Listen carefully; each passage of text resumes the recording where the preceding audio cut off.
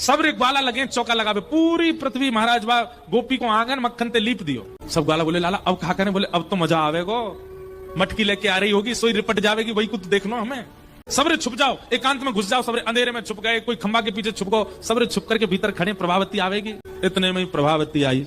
प्रभावती जैसे ही आई और दरवाजो खोल करके महाराज जैसे ही मानो अपनो पाम धरो भीतर, जैसे प्रभावती ने अपनो चरण धरो और धर के जैसे ही भीतर आई, पाम बा को सर्र करके फिसलो महाराज, जैसे ही गिरी मटको फूट गयो, सबरो यमुना जल मक्खन में मिल गयो और भीतर प्रवेश करते ही महाराज ऐसी सरकती भई गई, सीधी जाके दीवार में जाके सिर लगोवा को। अब तो जैसे उठवे को प्रयास करे फिर गिर जाए, फिर उठवे को प्रयास करे फिर सबरो चीखना, अंत तो गत्वा बेचारी बैठ गई और यूं खिसक खिसक के बाहर आई।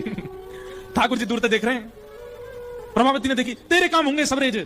ठाकुर जी बोली और ले ले, हम तो कह रही हम चोरी ना कर सके, ले ले, और हम क्या तो चोरी करें तो प्रसाद दिया हमने, ले पकड़ ले हमें। अब तो प्रभावती ठाकुर जी की ओर दौड़ी, सो धड़ाम तो फिर गिरी, उठ ही नहीं पावे। ठाकुर जी सिंह दिखाते बैठेंगे, दिखाते हुए भाज गए मानते खिड़की देने करके। अब प्रभावती तो पूरी मक्खन में लिप गई महाराज, यहाँ ते कोनी फूट गई, यहाँ ते छिल गई, पाम छिल गए। यशोदा मैया के पास गई और मैया ते जाकर के बोली, मैया तुम अपने लाला समझा लो, नहीं तो काउदरा देख लूंगी मैं, देखियो मेरा हाल क्यों जाने।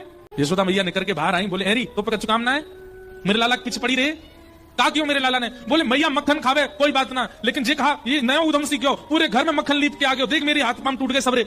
मैया तेरो लाला अब बहुत आगे निकल तो जा रहा हो, तू देख ले, तू समझा ले, नहीं तो काउदरा मैं देख लूंगी यार। यशोदा मैया भी थोड़ी नाराज है, बोले तू कैसे देख लेगी मेरे लाला है, तो तुम दंड दो लाला है। यशोदा मैया बोली जा देना रंगे हाथ पकड़ के लाएगी, वही देना दंड दूंगी। प्रभावती बोली मेरो नाम भी प्रभावती नहीं, अगर मैंने कन्हैया रंगे हाथ नहीं पकड़ो तो।